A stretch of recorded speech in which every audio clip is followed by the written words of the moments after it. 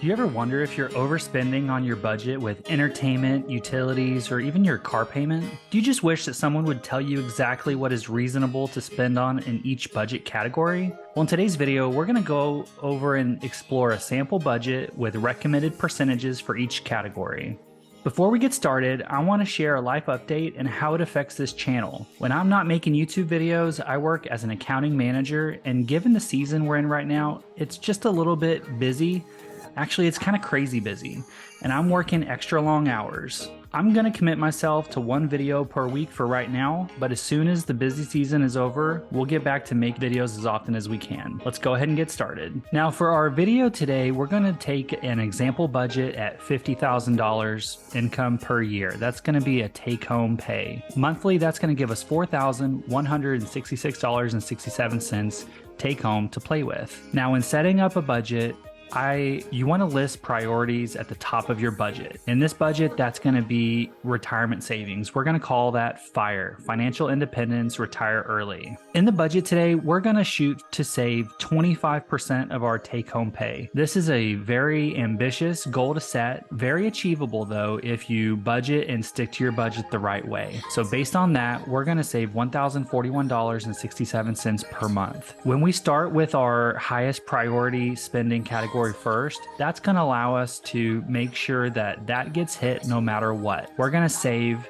then spend. Now the second line in our budget is going to be housing. Housing is very important, and we're going to allocate 25% of our take-home pay for housing. It's important to note that you don't need to spend exactly 25%. You can spend between 20 to at the very most 30% and still be within a good range for your housing. This is going to include, if you have a mortgage, your total mortgage payment, including your mortgage, interest, taxes, insurance, and you should also include HOA if you have one in this category. What it's not including is extra kind of utilities. We're going to get to that in a minute. For our utilities, you can spend between 7 to 10% per month on your electric and gas bill. This will put you in a good range to not be overspending, but really, you don't have a lot of control over how much you spend other than through your usage and through what providers you go with. So try to find the best deal you can and be cognizant of your usage. And really, if you're tracking your budget and you're spending about this range, you're in good shape on your utilities. The next budget category up is going to be our food. The next budget category up is going to be our food. That's going to be 10% of our budget. And this is really built in this case to be your primary grocery spending. This will be, going to whatever kind of grocery store you want and picking out and planning your meals for the week. Now this is in terms of monthly spend, but what it does not include is like eating out. So if you want to be going out to restaurants or fast food,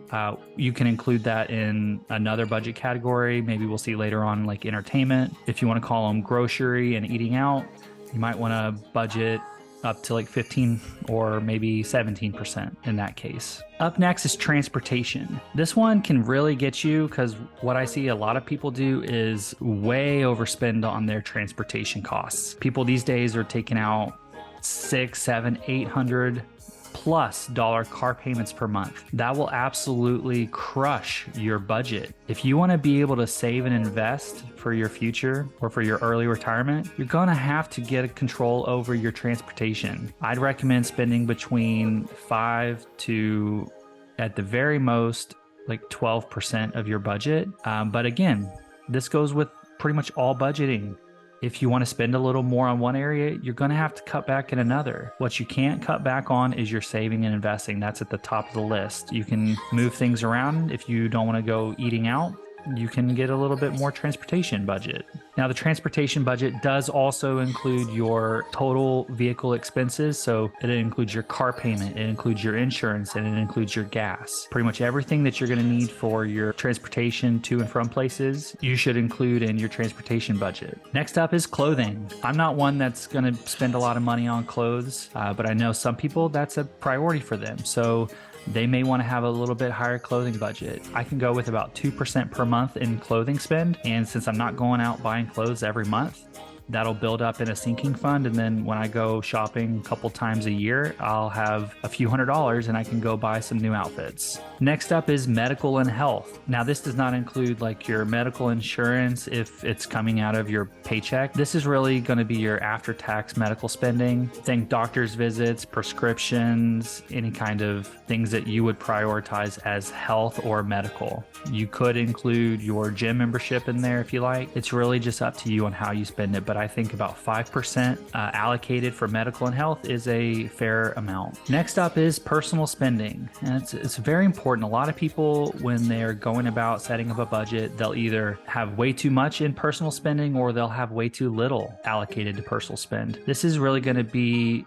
a budget line that you can spend freely without guilt. You can buy a pair of shoes. You can really use it however you want, that it's personal. You can customize it for however you want to spend your money. But the important thing is that you have a budget and that you stick to it. Entertainment is up next. Now I'm going to allocate 5% per month for entertainment. That'll be going out. You can include your eating out in that. You can include fun outings, family outings, going to the movies, going to the mall, however you want to entertain yourself. It's important that you have it set up as a realistic can-do budget before the month starts and that you track your spending. So for tracking your spending, guys, I recommend using an app. One I'm using right now is called You Need a Budget, or YNAB for short. This app is really great, guys. It's very automated, it's easy to use, and it'll help you monitor your spending. And really what it does best is it gives you tools that you can modify your spending behavior, so you know how much you're spending, what you have left in real time, and it lets you really stick your budget down and stick to it. If you want to see more about how to set up a YNAB budget, check out my budgeting playlist. I'll link at the end of this video. All right, guys, we've made it to the end. The last budget category we're going to include is vacation, coming in at 3%. The way we're treating this is like a sinking fund. So obviously we're not going on vacations every month. We're going to save it up for 12 months and then take a little vacation, save it up for 18 months and take a little bit bigger vacation. And again, if you want to spend 5% in vacation and 3% in entertainment, totally doable. What this budget does, this example budget, is a good starting place for you. And as you custom fit it to your life, what it's going to do is allow you to prioritize the things that you want. In this case, it's saving and investing. And then as you work down throughout the budget, it's going to let you put in things that you're already spending, like transportation. And then it's going to force you to cut out things that you don't really find value in, like in this case, clothing and vacations. I hope you guys found this video helpful. If you did, please go ahead and like the video, subscribe. Thank you guys so much for watching, and we'll see you in the next one.